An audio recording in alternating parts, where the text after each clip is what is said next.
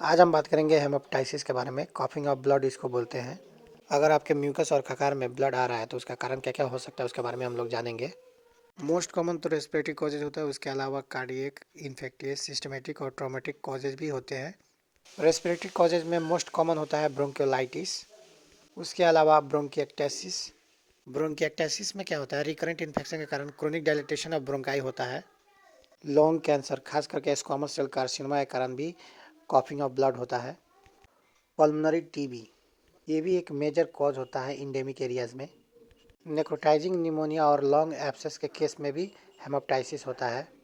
Pulmonary embolism में भी haemoptysis हो सकता है।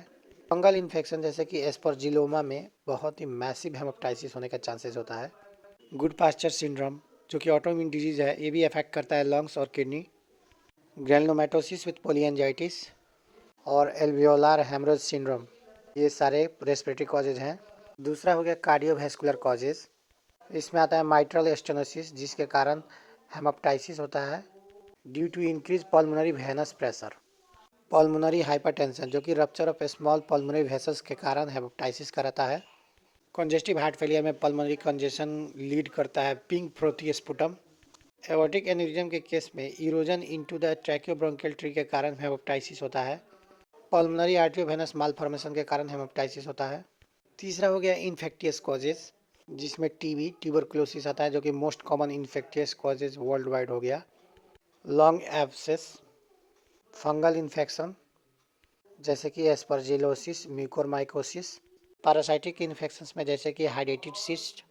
चौथा हो गया ट्रॉमा और iatrogenic कॉजेज, जैसे कि ब्रोंकोस्कोपी और लंग बायोप्सी करने के टाइम में माइनर हेमोप्टाइसिस हो सकता है इंजरी के कारण। ट्रैकियल और ब्रोंकियल इंजरी, ब्लंट और पेंट्रेटिंग ट्रॉमा के कारण। एंटीकोगुलेंट थेरेपी जैसे कि वारफारिन, हेपारिन और thrombolytic, increasing bleeding risk. 5 number में सिस्टमेटिक और अदर कॉजेज जैसे कि कोगुलोपैथीज, हेमोफीलिया, थ्रोम्बोसाइटोपेनिया और डीआईसी के केस में।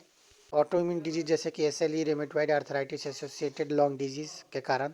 ड्रग्स में जैसे कि cocaine inhalation, NSAIDs, chemotherapeutic agents जो कि एंटी कैंसर ड्रग्स है। इडियोपैथिक हेमोप्टाइसिस मतलब कुछ केस में कॉज ही पता नहीं लगता, उसी को बोलते हैं। आई होप आप लोगों को वीडियो अच्छा लगा हो। Thank you so much.